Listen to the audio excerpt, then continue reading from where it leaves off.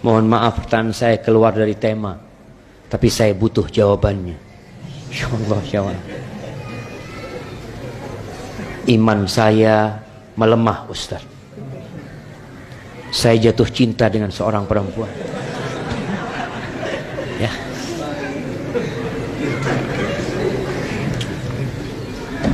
Tapi urusan perempuan ini jamaah, urusan perempuan jangan dianggap remeh.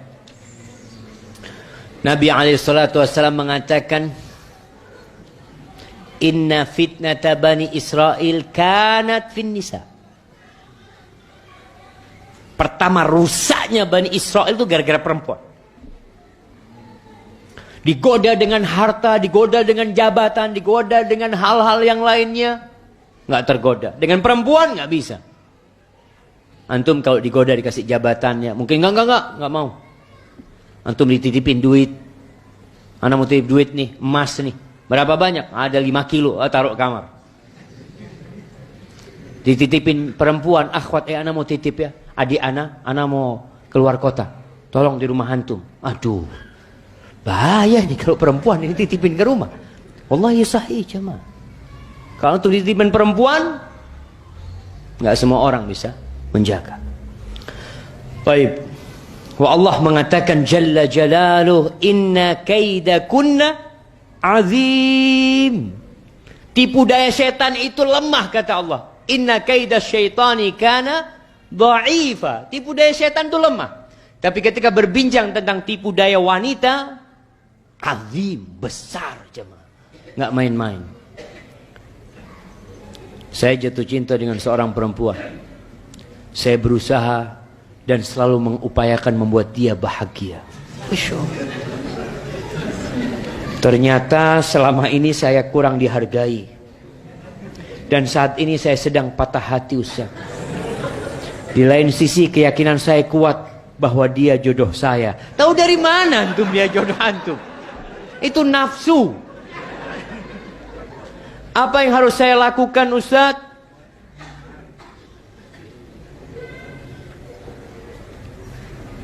Saya sudah membaca buku Andai Aku Tidak Menikah Dengannya, tapi belum tamat, Ustaz, dan belum menemukan jawaban yang pas. Antum belum nikah, jangan baca buku itu. Baik. Yang jelas antum sudah mabuk cinta. Dan biasanya penyakit itu dari antum, bukan dari dia. Penyebabnya dari pandangan mata. Yang antum biarkan.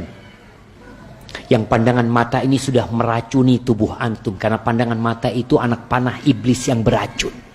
Jadi tubuh antum semua ini beracun. Apa yang harus dilakukan? Ketika racun itu sampai ke dalam hati, kemudian sampai ke jantung, mati antum. Tapi antum harus selamatkan dari antum. Dengan cara apa? Bertobat. Soalnya kalau anda baca, antum mengupayakan membuat dia bahagia, dia tuh anaknya orang. Kenapa antum mengupayakan dia bahagia?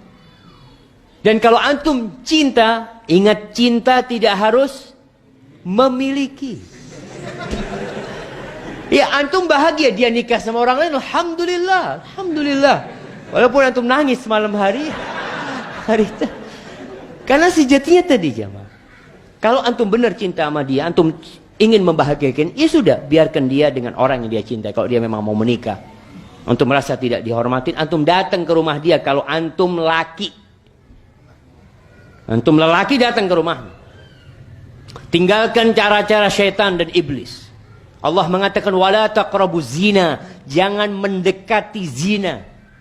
Pandangan mata, ngobrol berduaan sama dia, pegang-pegangan, jalan bareng, itu bisa mengantarkan kepada perzinaan. Tinggalkan itu semua. Antum laki, antum datang ke orang tuanya, antum sampaikan, ana suka sama anak bapak.